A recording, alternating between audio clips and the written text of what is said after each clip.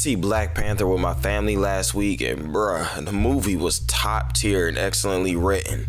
I say that it is easily the best movie of this year, and it also contains a whole lot of ideas and messages. One of the more obvious messages in the movie is black empowerment and black excellence.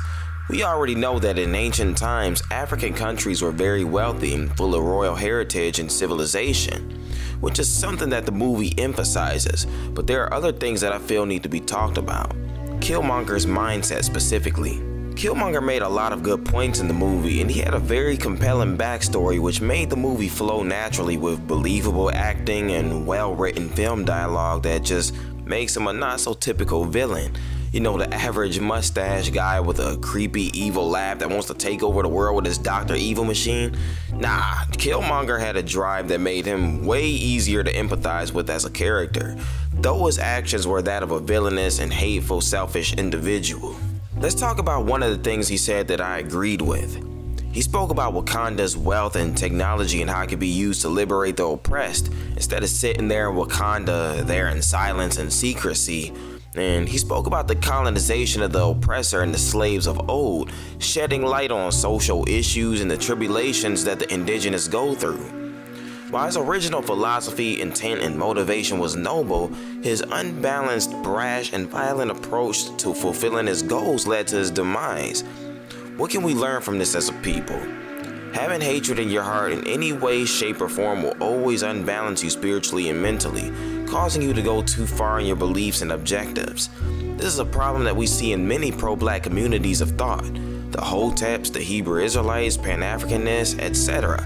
Many of our people, being sick of the injustice we face, often think that trying to set something off is going to be the answer to all of our problems, believing that if we get enough money and guns and weapons manufactured by our oppressors, that we can win this war between us and people with the CIA, FBI, armies, nukes, helicopters, missiles, tear gas, tasers, guns, poison, prisons, media, etc. We fail to realize that if we were to try to war with these people in such a brash way, that we'll be freaking annihilated. We fail to realize that the only reason we're in this mess to begin with is because of karma and the law of reaping what you sow. Our people years ago made an agreement with God, aka Elohim, aka Yah, to follow his laws or receive the curses of Deuteronomy 28. Throughout history, we failed to keep our end of the bargain, so Yah put us underneath our own modern-day oppressors, causing us to live out the curses of Deuteronomy 28. That's why no amount of fighting is going to help us.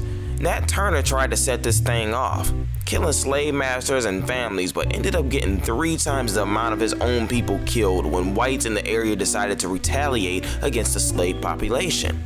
If something like that were to occur again, it would be simply squashed just like Nat Turner's rebellion was back then, because we're not in balance with ourselves and our creator. The mindset of KillMonger is the same mindset of the zealots of old.